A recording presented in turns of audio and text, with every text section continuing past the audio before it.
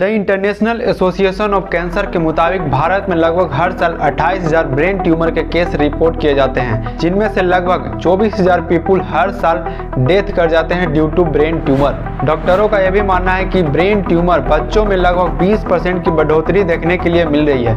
भारत में लगभग 40 से 50,000 हर साल ब्रेन ट्यूमर के केस को डायग्नोस किया जाता है, जिनमें से लगभग 20% बच्चे देखने के लिए मिलते हैं। ये तो बात रही भारत की। अगर हम लोग पूरे वर्ल्ड की बात करें तो आप लोग यहाँ पे डेटा देख सकते हैं कि ब्रेन ट्यूमर कितनी ज़्यादा तेजी से जो है वो हमारे वर्ल्ड में भी बढ़ रही है। यहाँ तक भारत में भी आपको बढ़ते हुए देखने के लिए मिलेगा। तो ब्रेन ट्यूमर एक बहुत ही खतरनाक बीमारी है। अगर इसे सही टाइम पे ट्रीटमेंट नहीं किया गया तो ये हमारे डेथ का कारण भी बन सकती है। ऐसा नहीं है कि ब्रेन ट्यूमर को क्योर नहीं किया जा सकता, डिपेंड करता है कि ब्रेन ट्यूमर किस टाइप का है। उसके अनुसार डॉक्टर फैसला करते हैं कि ब्रेन ट्यूमर क्योर हो सकती है या नहीं हो सकती है। तो हेलो दोस्तों, मेरा नाम है अनमोल और हम लोग आज इस वीडियो में जानने वाले हैं कि ब्रेन ट्यूमर कितने प्रकार के होते हैं और किस टाइप के ब्रेन ट्यूमर को हम लोग जो है क्योर कर सकते हैं, ठीक किया जा सकता है। और ब्रेन ट्यूमर के A to Z जानकारी आपको यहाँ से मिलने वाला है। इस वीडियो को देखने के बाद आपको किसी और वीडियो की देखने की जरूरत नहीं पड़ेगी। ब्रेन ट्यूमर से रिलेटेड हम लोग एक एक पार्ट को देखने वाले हैं कि कौन से एरिया में ब्रेन ट्यूमर होगा तो कौन कौन सा पार्ट आपको इफेक्ट होने वाला है। तो इस वीडियो को आप लोग जो है जरूर लास्ट तक जरूर देखिएगा यहाँ से। तो चलिए वीडियो को हम लोग स्टार्ट करते हैं और जानते हैं कि ब्रेन ट्यूमर क्या होता है और इसको क्योर कैसे कर सकते हैं। सबसे पहले हम लोग जानते हैं कि ब्रेन ट्यूमर कहते किसको हैं। तो ट्यूमर मतलब होता ही है कि एबनॉर्मल सेल का ग्रोथ हो जाना। वही ट्यूमर अगर ब्रेन में हो रहा है, मतलब कि सेल का एबनॉर्मल ग्रोथ अगर ब्रेन में हो रहा है तो उसको हम लोग क्या बोलते हैं, ब्रेन ट्यूमर बोलते हैं। और ये ब्रेन ट्यूमर आपको दो प्रकार के देखने के लिए मिलेगा। एक को बोलते हैं हम लोग क्या, कैंसरस ब्रेन ट्यूमर, और एक को बोलते हैं हम लोग non cancerous brain tumour.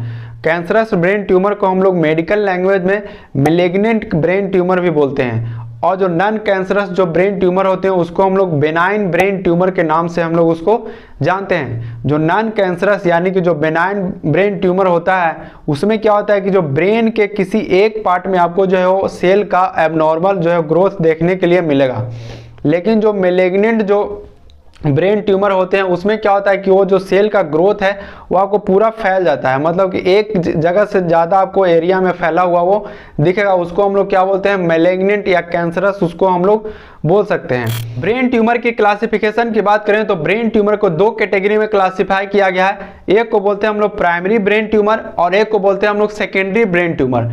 Primary brain tumour मतलब क्या होता है कि प्राइमरी ब्रेन ट्यूमर हम लोग उसको बोलेंगे कि ब्रेन के ही स्ट्रक्चर, ब्रेन के जो भी पार्ट प्रेजेंट है ब्रेन के अंदर या उसके अंदर जो भी स्ट्रक्चर प्रेजेंट है उनमें अगर ट्यूमर का फॉर्मेशन हो रहा है तो वहां से क्या हम लोग बोल सकते हैं, प्राइमरी ब्रेन ट्यूमर उसको बोल सकते हैं। जैसे कि ब्रेन में अगर ब्लड वेसल प्रेजेंट है उसमें अगर ट्यूमर का फॉर्मेशन हो रहा है, या फिर क्रेनियल नर्व वगैरह डैमेज हो रही है, या फिर मेनिंजेस जो लेयर हैं उसमें अगर ट्यूमर का फॉर्मेशन हो रहा है, मतलब कि सेल का एबनॉर्मल ग्रोथ हो रही है या कैंसर वगैरह हो रहा है तो भी बोल सकते हैं। या फिर पिट्यूटरी ग्लैंड में जो है वो सेल का एबनॉर्मल ग्रोथ हो रही है, तो ये सब कहाँ पर हो रहा है, ब्रेन के अंदर ही हो रहा है। तो हम लोग इसको क्या बोलेंगे, प्राइमरी ब्रेन ट्यूमर हम लोग इसको बोल सकते हैं। सेकेंडरी ब्रेन ट्यूमर की बात करें तो सेकेंडरी ब्रेन ट्यूमर हम लोग उससे बोलेंगे कि ब्रेन के अलावा बॉडी में अगर किसी भी पार्ट में अगर ट्यूमर हो रखा है या फिर कैंसर हो रखी है और वो कैंसर सेल क्या हो रहा है कि स्प्रेड होकर के ब्रेन में पहुंच रहा है, मतलब कि ब्लड वेसल के थ्रू या फिर लिम्फ वेसल के थ्रू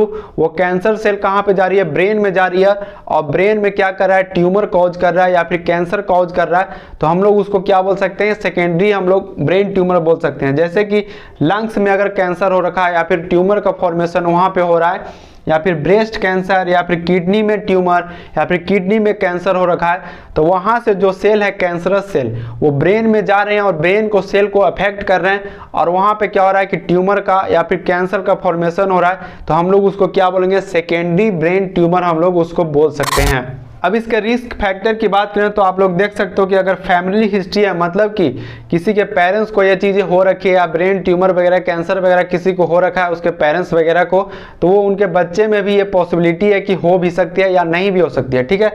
अब सेकेंड चीज़ क्या है कि एज की बात करें तो वैसे लोग जिनका एज जो है वो मोर देन 70 ईयर है उनमें भी कैंसर होने का चांस है। जरूरी नहीं है कि एकदम होगा ही। ठीक है।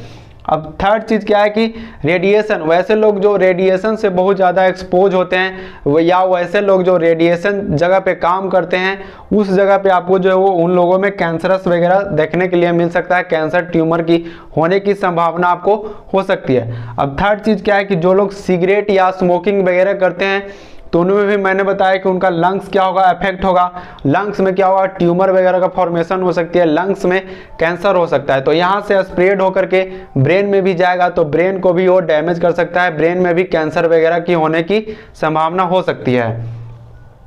अब वैसे लोग जो हेयर डाई बहुत ज़्यादा करवाते हैं, मतलब कि जो हेयर को जो कलर वगैरह करवाते हैं या डाई वगैरह करवाते हैं उनमें भी कैंसर या ट्यूमर होने की संभावना रहती है, क्योंकि जो हेयर डाई होते हैं वो बहुत ही हार्मफुल केमिकल से मिल करके बने हुए रहते हैं।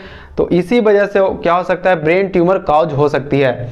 अब थर्ड कारण क्या है कि जो लोग फ़ोन को बहुत ज़्यादा यूज करते हैं या फ़ोन को अपने जो है ब्रेन के बहुत करीब रख करके रात में सोते हैं तो उनमें भी रेडिएशन के थ्रू, जो भी इनके थ्रू वेव वगैरह निकलता है उस वेव के थ्रू जो है हमारा ब्रेन के सेल अफेक्ट होते हैं और वहाँ पर भी ब्रेन ट्यूमर या कैंसर होने की संभावना हो सकती है।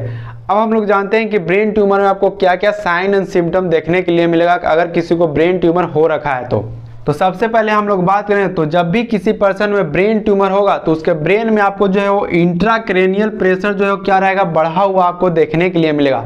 क्यों? क्योंकि जो सेल है उसका एबनॉर्मल ग्रोथ हो रहा है, तो वहाँ पे क्या हो रहा है, एक्सेसिव मास का फॉर्मेशन हो रहा है, जिसके चलते हम लोग का ब्रेन है वो क्या हो रहा है कि कंप्रेस हो रहा है, वहाँ पे जो है प्रेशर पड़ रहा है, जिसके चलते आपको इंट्राक्रेनियल प्रेशर भी आपको देखने के लिए मिल सकता है। और जब भी जैसे ही ब्रेन में आपको इंट्राक्रेनियल प्रेशर बढ़ा हुआ मिलेगा तो आपको जो हेडेक भी हो सकती है, वोमिटिंग भी हो सकती है, या वो पेशेंट जो है वो कोमा में भी जा सकता है, उसका जो है कॉन्शियस लेवल जो है वो डिक्रीज हो सकती है, ठीक है। और फिर जो है वो ब्लड विजन आपको देखने के लिए मिल सकता है। अगर मान लीजिए कि किसी पर्सन का जो है वो ऑप्टिक नर्व क्या हो रहा है कि ये ट्यूमर की वजह से दब रहा है तो उसकी वजह से आपको जो है वो ब्लड विजन भी देखने के लिए मिल सकता है। एक आंख से आपको धुंधला भी नजर आएगा या दोनों आंख से भी धुंधला नजर आ सकता है अगर दोनों ऑप्टिक नर्व जो है वो क्या हो गए हैं, कंप्रेस हो रखे हैं। तो अब नेक्स्ट हम लोग बात करते हैं कि कौन से रीजन में आपको ब्रेन ट्यूमर होगा तो आपको क्या क्या साइन एंड सिम्टम या क्या क्या प्रॉब्लम आपको देखने के लिए मिल सकता है। हमारे ब्रेन में लगभग आपको 4 से 5 लोब आपको देखने के लिए मिलेंगे, एक पेराइटल लोब, फ्रंटल लोब या टेम्पोरल लोब और ऑसिपिटल लोब। ये सब क्या होते हैं, लोब्स होते हैं या फिर एरिया बोल सकते हो। अगर ये एरिया डैमेज होते हैं तो आपको जो है क्या क्या प्रॉब्लम या परेशानी देखने के लिए मिलेगा वो हम लोग यहाँ पे देख लेते हैं। तो सबसे पहले हम लोग बात करते हैं क्या कि पेराइटल एरिया। पेराइटल एरिया हम लोग अगर जब भी डैमेज होगा तो आपको क्या होगा, अनेबल टू राइट, मतलब कि वो पर्सन जो है वो अच्छे से लिख नहीं पाएगा, उसके फिंगर वगैरह जो है वो काम नहीं करेंगे, उस पर्सन में आपको जो है कन्फ्यूजन देखने के लिए मिल सकता है, मतलब वो पर्सन बहुत ही ज़्यादा जो है कन्फ्यूज रहेगा। या फिर उसमें क्या रहेगा, लैक ऑफ रिकॉग्नाइजेशन, मतलब कि उसको रिकॉग्नाइज करने की क्षमता जो है वो कम जाएगी। अब सेकंड चीज़ क्या है कि उसको जो है नेविगेशन में दिक्कत या प्रॉब्लम आ सकती है, जैसे कि अगर वो पर्सन कहीं किसी और जगह पे गया है तो वो डायरेक्शन भुला सकता है, जिसको हम लोग हिंदी में या फिर गाँव के लैंग्वेज में बोले तो इसको हम लोग बोल सकते हैं कि तीर फिर जाना, मतलब कि कहीं पर जाता है पर्सन तो उसको पता ही नहीं चलता है कि हम कहाँ पर आ गए हैं, किधर जाना है, किधर उसका जो डेस्टिनेशन है, ये सब वो भूलने लगता है। अब आपको मैं बात करूं तो फ्रंटल लोब, फ्रंटल लोब यानी कि फ्रंटल एरिया मतलब आगे वाला एरिया अगर अफेक्ट होता है, वहां पे अगर ट्यूमर का फॉर्मेशन होता है या फिर कैंसर का फॉर्मेशन वहां पे हो रही है तो आपको क्या क्या प्रॉब्लम देखने के लिए मिल सकता है। तो वहां पे आपको जो है पर्सनालिटी डिस्टर्बेंस देखने के लिए मिलेगा, बिहेवियर एंड जो है इमोशनल चेंजेस उनमें जो है आपको देखने के लिए मिल सकता है। बिहेवियर एंड इमोशनल चेंजेस की बात करें तो उनमें जो है आपको इमोशनल, मान लीजिए कि कुछ भी हो सकता है इमोशनल चेंजेस, या फिर वो पहले से ज़्यादा एग्रेसिव हो जाएगा, या फिर उसमें जो है इमोशनल स्टेबिलिटी कम जाएगी, या फिर बिहेवियर उसका जो है वो पहले के मुताबिक नहीं रहेगा, उसमें बिहेवियर भी इरिटेशन वगैरह आ सकते हैं। ये सब चीज़ें बिहेवियर में आपको कुछ भी चेंज हो सकती है, ठीक है। अब सेकंड चीज़ क्या है कि loss of taste and smell, उसका जो है टेस्ट करने की क्षमता या सूंघने की क्षमता जो है वो खत्म हो सकती है अगर फ्रंटल लोब में अगर ट्यूमर का फॉर्मेशन हो गया तो, ठीक है। सेकंड चीज़ क्या है कि आपको जो है मेमोरी लॉस भी देखने के लिए मिल सकता है, और क्या इम्पेयर्ड जजमेंट भी देखने के लिए मिल सकता है, मतलब कि उसको जजमेंट करने की जो एबिलिटी है, जो क्षमता है, कैपेसिटी है, वो खो सकता है, उसमें जो वो कम देखने के लिए मिल सकता है। रिड्यूस मेंटल कैपेसिटी, मतलब कि जो भी उसका क्षमता था मेंटल कैपेसिटी का, सोचने समझने की क्षमता, वो भी आपको जो है वो कम देखने के लिए मिल सकती है।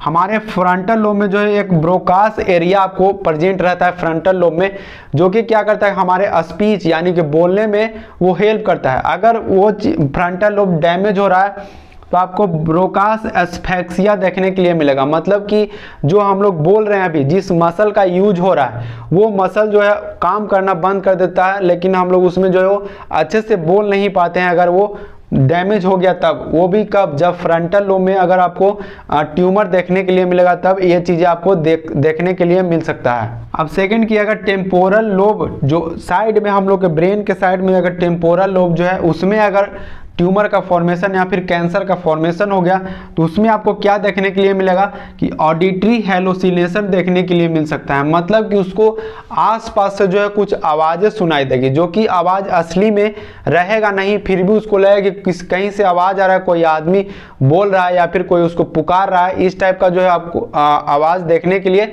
मिल सकता है अगर टेम्पोरल लोब में अगर ट्यूमर का फॉर्मेशन हो गया तो वहाँ के एरिया अगर डैमेज होने लगे तो। ठीक है, अब सीजर्स भी आपको देखने के लिए मिल सकता है अगर ये एरिया डैमेज हुआ था। सीजर्स मतलब क्या होता है कि दौरे पड़ना, मिर्गी का दौरा, ये सब आ सकता है अगर ये एरिया डैमेज हो गया तब।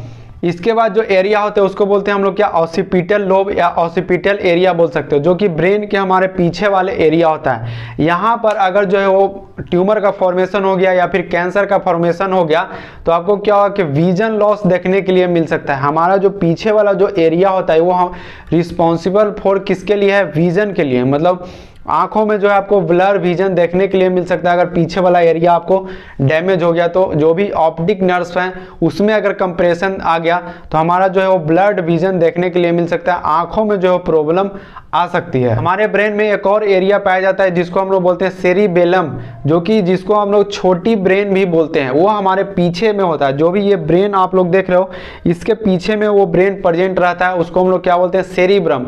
अगर वो डैमेज हो गया तो हम लोग जो है वो कोऑर्डिनेशन वगैरह, बैलेंस वगैरह हम लोग अपना बॉडी का खो सकते हैं अगर वहाँ पे ट्यूमर का फॉर्मेशन हो गया था, मतलब कि हम लोग अच्छे से मूवमेंट नहीं कर सकते हैं। जो भी हमको कोऑर्डिनेशन है, जैसे हम लोग चलते हैं तो हम लोग हाथ आगे पीछे करते हैं तो ये भी कोऑर्डिनेशन वगैरह नहीं हो सकता है। बैलेंस हम लोग अपने बॉडी का नहीं कर सकते हैं, हम लोग बार बार गिर सकते हैं, जो है हम लोग अच्छे से प्रॉपर चल नहीं सकते हैं। तो ये सब चीज़ें प्रॉब्लम आपको देखने के लिए मिल सकता है अगर ब्रेन में जो है आपको ट्यूमर होती है तो।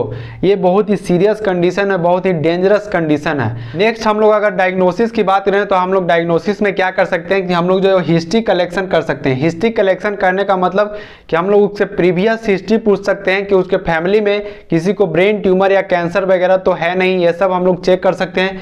या फिर फिजिकल एग्जामिनेशन कर सकते हैं, मतलब कि उसके जितने भी सारे वाइटल ऑर्गन हैं वो प्रॉपर तरीके से काम कर रहे हैं या नहीं, हार्ट काम कर रहा है कि नहीं, या फिर किडनी काम कर रही है कि नहीं, ब्रेन अच्छे से काम कर रहा है या नहीं। या फिर न्यूरोलॉजिकल एग्जामिनेशन भी कर सकते हैं, मतलब कि ब्रेन के एग्जामिनेशन हम लोग ले सकते हैं, उसका विजन वगैरह कैसा है, उसका थिंकिंग एबिलिटी कैसी है, कॉन्शियसनेस कैसा है उसका, ये सब हम लोग जो है इसमें जांच कर सकते हैं। फिर हम लोग ईसीजी करवा सकते हैं, ठीक है। फिर माइलोग्राम फिर या एंजियोग्राम हम लोग कर सकते हैं। ये माइलोग्राम मतलब होता है क्या कि स्पाइनल कोड का हम लोग यहाँ पे एग्जामिनेशन वगैरह करते हैं। फिर हम लोग स्कल एक्सरे कर सकते हैं कि मतलब कि जो टिश्यू का जो फॉर्मेशन हुआ है वो कितना है, मतलब कि स्कल में क्या इफेक्ट उसको देखने के लिए मिल रहा है। फिर हम लोग बायोप्सी वगैरह करवा सकते हैं। बायोप्सी मतलब क्या होता है कि जो भी जहाँ पे ट्यूमर वगैरह बन रहा है, जहाँ पे एबनॉर्मल सेल का ग्रोथ हो रहा है, उस सेल का सैंपल लेकर के हम लोग चेक करते हैं कि वो किस टाइप का सेल है। नेक्स्ट हम लोग क्या कर सकते हैं कि सीटी स्कैन करवा सकते हैं। फिर अगर उससे भी अगर हमको और क्लियर डिटेल में देखना है ब्रेन ट्यूमर को तो हम लोग एमआरआई वगैरह करवा सकते हैं। तो ये सब हम लोग डायग्नोसिस कर सकते हैं। अब इसके मैनेजमेंट की बात करें तो आपको जो है वो 4 तरह का आपको यहाँ पे मैनेजमेंट देखने के लिए मिलेगा। हम लोग सबसे पहले सर्जरी कर सकते हैं। अगर बेनाइन ट्यूमर है तो उसको हम लोग, या फिर नॉन कैंसरस जो ट्यूमर है उसको हम लोग आराम से सर्जरी करके निकाल सकते हैं। अगर जो है मैलिग्नेंट ट्यूमर है, मतलब कि पूरे ब्रेन में फैला हुआ है, थोड़े थोड़े जगह पर जो है वो पूरा फैला हुआ है, तो उसको निकालना थोड़ा बहुत मुश्किल हो सकता है। लेकिन आजकल कुछ ऐसे ट्रीटमेंट आ चुके हैं जिसकी वजह से आप लोग जो है उसको भी ठीक किया जा सकता है। मतलब कि उसका लाइफ जो है वो पहले के मुताबिक जो है वो लॉन्ग हो सकती है अगर वो सर्जरी वगैरह करवाते हैं तो, ट्रीटमेंट वगैरह करवाते हैं तो, ठीक है। अब सेकंड चीज़ क्या है कि हम लोग जो है वो रेडियोथेरेपी वगैरह दे सकते हैं, फिर कीमोथेरेपी वगैरह दे सकते हैं, या फिर सपोर्टिव केयर हम लोग कर सकते हैं। अगर आप लोग चाहते हैं कि सर्जरी के बारे में या फिर रेडिएशन थेरेपी के बारे में या फिर कीमोथेरेपी के बारे में या सपोर्टिव केयर के बारे में डिटेल में वीडियो बनाएं कि सर्जरी में कौन कौन सी सर्जरी हो सकती है, कीमोथेरेपी हम लोग कैसे कर सकते हैं, रेडिएशन थेरेपी किस प्रकार से होती है, तो आप लोग नीचे कमेंट कर सकते हैं। मैं A to Z वीडियो आपको कंप्लीट में बना करके नेक्स्ट वीडियो में अपलोड कर दूंगा। तो आप लोग जो है नीचे कमेंट करिए अगर आप लोग इसको डिटेल में चाहते हैं तो। और दोस्तों अगर आप लोग इसी टाइप का वीडियो डिजीज़ के बारे में आप लोग देखना चाहते हैं तो इस चैनल से जुड़े रहें, और जो भी आपको प्रॉब्लम है, जो भी आप चाहते हैं कि जिस डिजीज़ के बारे में आप जानना चाहते हैं कि इस डिजीज़ पे आप लोग वीडियो बनाइए, आप नीचे कमेंट कर सकते हैं, मैं उस पर आपको वीडियो बनाने की कोशिश करूँगा। ठीक है, तो इस वीडियो में इतना ही। ब्रेन ट्यूमर के बारे में आपको A to Z जानकारी मिल गई है, तो हम लोग मिलते हैं फिर आपको नेक्स्ट वीडियो में। तब तक के लिए बाय दोस्तों।